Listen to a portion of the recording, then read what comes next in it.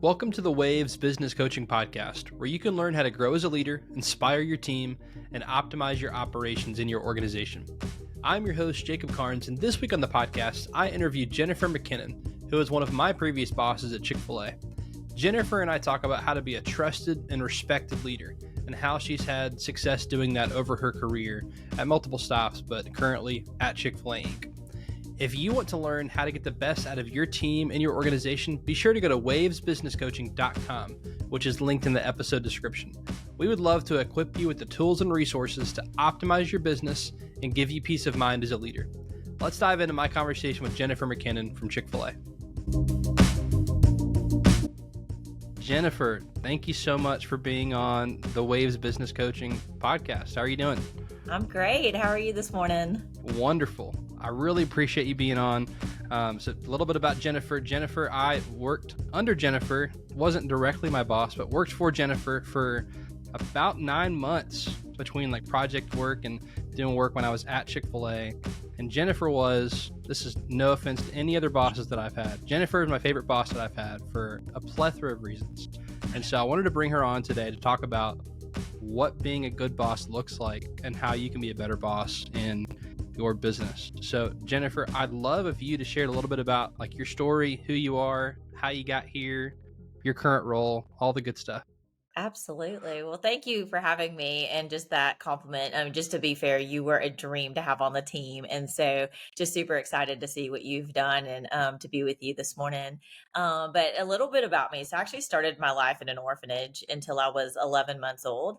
And so I was in Korea, and actually there were so many babies in the orphanage that they had us all tied to the ground so that we wouldn't crawl around and kind of get out of control. And so at 11 months old, I couldn't sit up, I couldn't crawl, like the normal baby things. And so I start there just because I think it shows just my gratitude and joy for life in general, that I just kind of start every day with. And I still try to remember, it's easy to get caught up in what's going on now.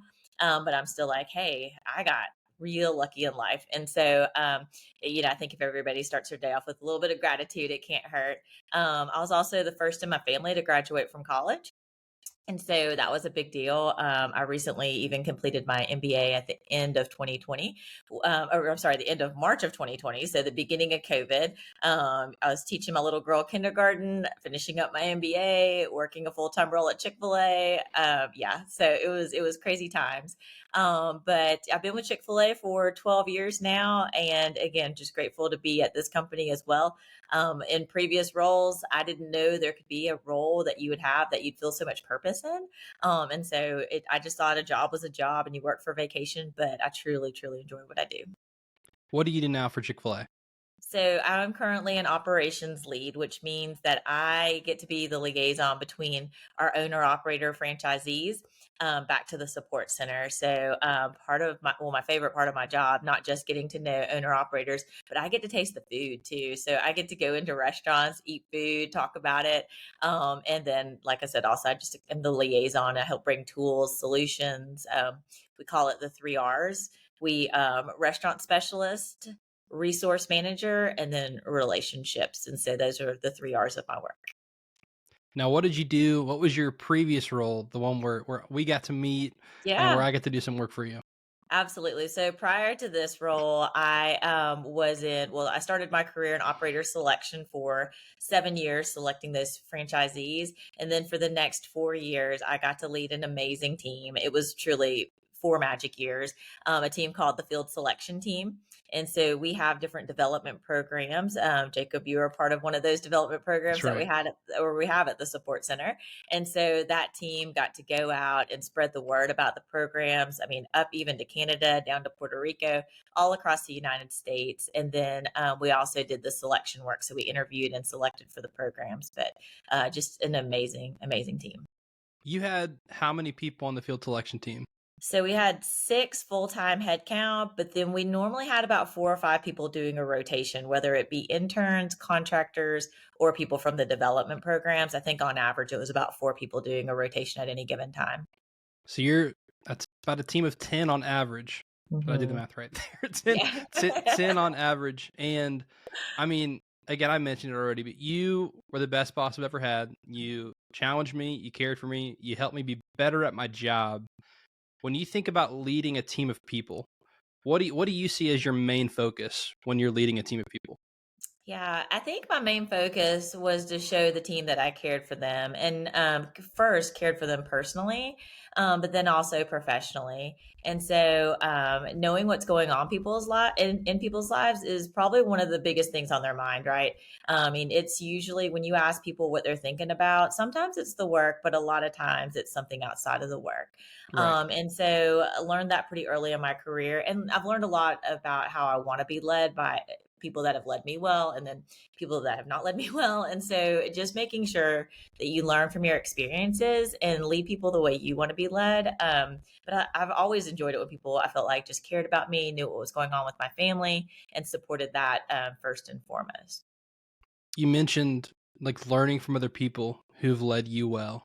What's an example of someone who did that, and what did they do that stuck out that you're like, hey, I need to take that and apply it to whenever I'm leading a team of people?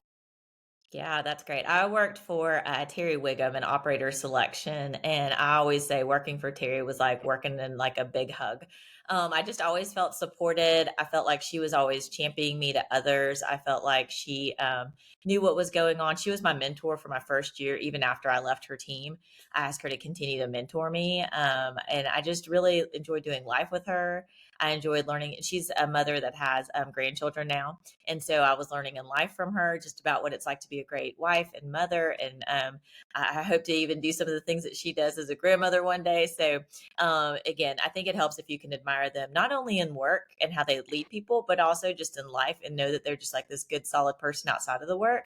I think really influences who you are. So this isn't unique to you. I think this is a challenge that a lot of business leaders deal with is that like in your role now and your previous role, you have to lead actual work, like work has to get done. You have a job yourself of like work you got to get done. But then also, when I was with you, like you're responsible for a team of 10 people and making sure that they're managed well and that their work gets done. How do you balance this leading team, leading work? Like how do you end up balancing that? That's great. So I really believe in it all starts with selection, right? Like I spent those 7 years in operator selection and then 4 years in leading that team in more selection. So I think if you select the right people, give them like the guardrails and the vision for the work. I mean, even have them come in and create the vision for the work.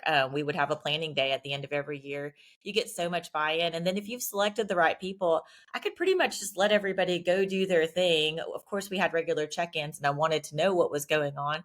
But I would probably spend half my one on ones talking about life. And then I would talk about work for the other half of the one on ones because I really felt like selecting the right people, letting them run in their lane was where the magic happened. Mm. Yes, every now and then people would, kind of swerve out of their lanes and there were hard conversations to be had, but I actually don't mind those either. I read a book, Radical Candor by Kim Scott, quite a while ago, but it talked about the gift of feedback and that Yeah. people would rather hear it from somebody close to them than somebody outside, so at that point I was like, oh, I've got to do this for others. And part of my purpose is just to live an others focused life. And so I realized that part of that was giving hard feedback. And so I really feel like the relationship even deepened with giving feedback and making sure people, like I said, kind of stayed in those guardrails and work towards that common goal. That's something you definitely offered me was good feedback, good and bad. And I think the majority of it was very good. But even hearing stuff that I didn't want to hear sounded a lot better coming from you for some Mhm. reason. And hearing stuff like, I mean, when I was doing interviews, I know one of the pieces of feedback you gave me was, hey, you're a very hard interviewer. Show a little more grace. Like these are development programs we're interviewing for. I was like, okay, good to know. But even tough feedback like that, you mentioned it. It was great coming from you because I already knew that you cared about me personally. You cared about me doing good work.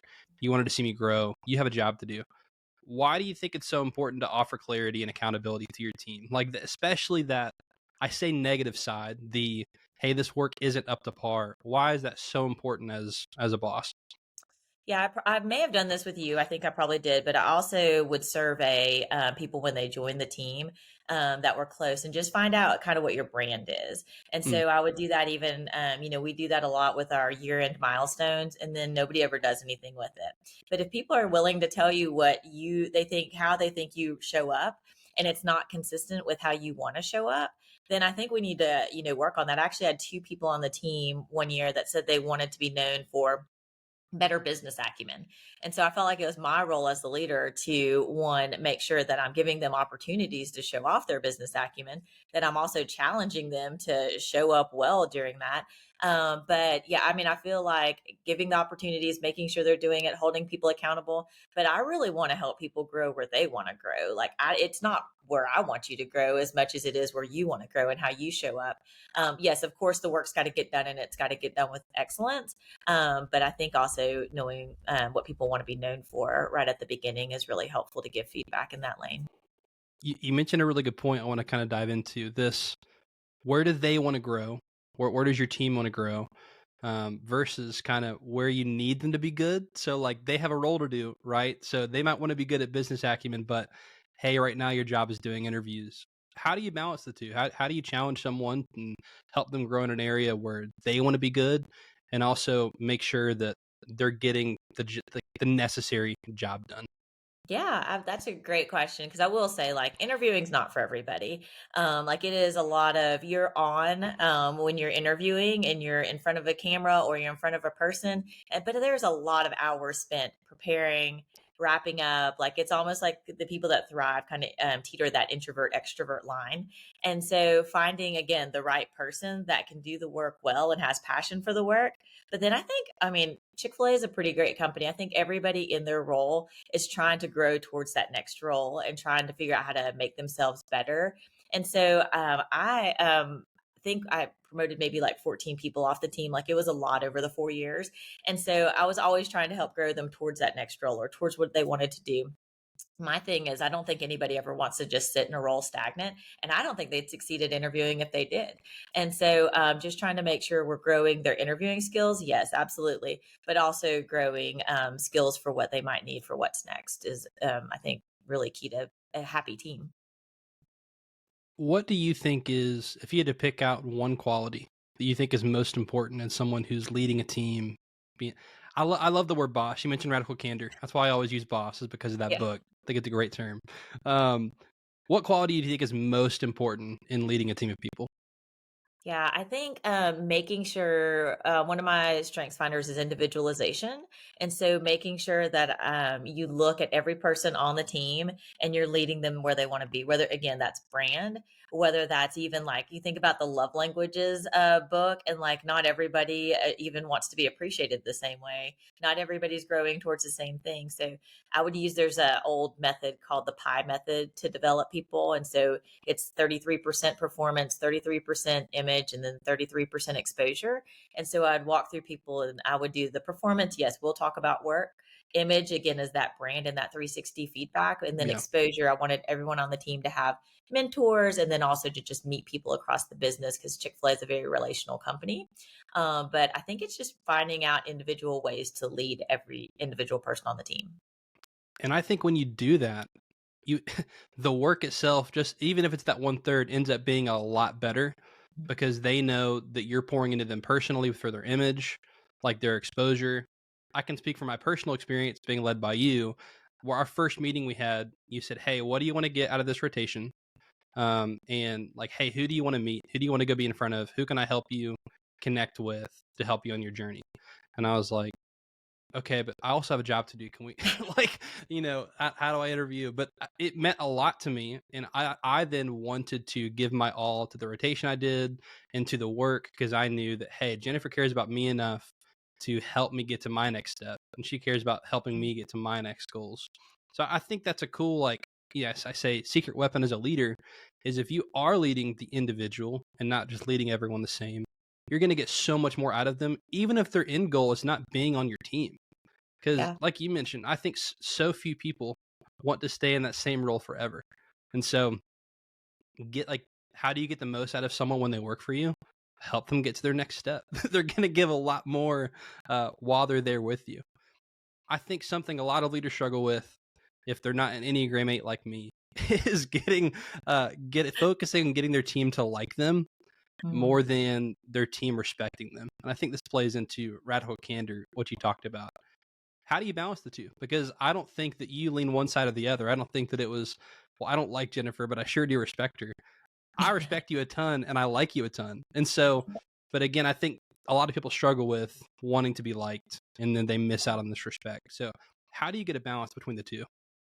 Yeah, I mean, again, I think it starts with like caring for the person personally, being willing to give them that hard feedback and finding that balance between both. Cause I think sometimes I think the respect comes in the hard times, where you can lean into those hard conversations because is it easier just to be like, you're doing a great job, you're doing a great job? Maybe, but then is it, like, terrible to be like, "Well, I mean, Jacob's doing a good job, but, he really should do XYZ," and I tell somebody else and I don't tell you? Like, I believe in really open communication also. Yeah. And so I may have even overshared at times, during probably all the time. But I believe in letting my people know kind of, what's going on, what leadership's thinking, how, what even, I'm hearing about their brand and making sure that I'm really, really honest with people. And then, trying to help with how do we fix or change, that perception or how do we even, I mean, it could be about the work at this point too. Like, hey, Right. Jacob's been very hard on, candidates. And so let's have a talk about it and because you want to get better, right? I want you to get better. And it's all, it all works together. And so I think that making sure that there's a lot of, very honest and transparent radical candor conversations, Right. but as well as knowing that like I care about you and that's why I'm having those conversations, not to it's never for like my agenda or for me. It's all about you truly. I think a people leader's job is to serve the team. Mm. Like I mean they should really almost like change the, model structure because I'm really there to serve each individual on that team. That's what leaders do. Yeah. I think. So yeah, I think it's really about giving that feedback and really praising also when things are done well, praising publicly and giving that feedback privately too. I've seen people get scolded in public, and I don't know, maybe that's what they asked for with their people leader, but it's uncomfortable for everybody. And so just making sure Yeah. that you're getting that feedback, offline. And I think that's good too. Something you mentioned of, I think when we hear feedback and give feedback, feedback's important. I think it's negative connotation, but feedback is all the time. Feedback is just here's how you're doing. And if it's 90% good, then give 90% of the time, give specific feedback on Yeah. how well they're doing, which we're actually tune in. We're going to have an episode on feedback here in a little bit on this podcast. So feedback is a gift. Excited to dive further into that topic. Jennifer, what advice would you give to a business leader who's listening? They're trying to garner trust and respect from their teams, be a good leader. What advice would you give them to be a trusted and respected, a great boss? Yeah, absolutely. I write down 3 things because I feel like we like to bucket things in 3s at Yeah, Chick-fil-A. And that's so, right. first, I think it's up to you to select, the right fit for the team, the right fit for the skills, the people with the passion for the work. Like, that's number 1. After that, work to care for them both personally and professionally. And then really just let them do the work. Let them go, let them do what they do best. You selected this person for a reason. If they turn out not to be a fit, then you probably need to change your selection skills and look in the mirror a lot because that's the person you selected. Maybe your interview process was too short. Maybe you didn't ask the questions you should have asked. But truly, if you select the right people, everything else will just work together really, really well, in my opinion. So, yeah, I think it's all about that people selection and then caring for them. I love that. If people select the right people and if they're not the right fit, even just now you're like, well, maybe that was on me. That's right. Maybe I didn't have good questions. Like maybe it's not even their fault. This is my fault. Work to care for them personally and professionally. We talked a lot about that. Let them do the work. I'm a very hands-on leader. It's something that I have learned about myself. I've always said I'm not a micromanager, and then I watch myself sometimes, and I'm like, man, well, maybe I am. I definitely have been ingrained with the mindset of if you want something done right, do it yourself, which is not great. I'll admit, but how can you just let them do the work? What is there systems in place there, or is it just if I've selected the right people and I'm caring for them, there's just trust there? Yeah, there's just trust there. And then there's feedback, right? And Yeah, so I know even on a project that you were working on with another person on the team, there were times when I would look at it, it was amazing, but there was feedback to be given. You got lots of feedback on that project from legal and all the people, all the partners and things. But I feel like I needed to try to point out things first so that way you could tweak Yeah. it and before you showed the next level. But really, like it was a check-in every other week for like 5-10 minutes and just kind of look at again, if I've done a good job of giving the vision and the guardrails, Yeah. then the work that you do, as long as it's kind of in there, then it should take care of itself. So yeah, I felt like I could give a lot of freedom with that team. It's truly a magic team. I think it was just incredible, all different personalities, all different just work styles, but everybody did just amazing work. So I was all about letting the team do that work.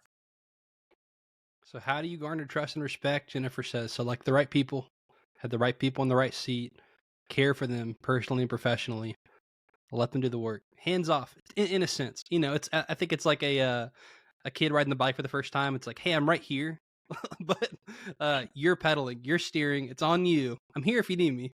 Ask me a question. Let them do the work. Give them the freedom, and I think people will surprise you.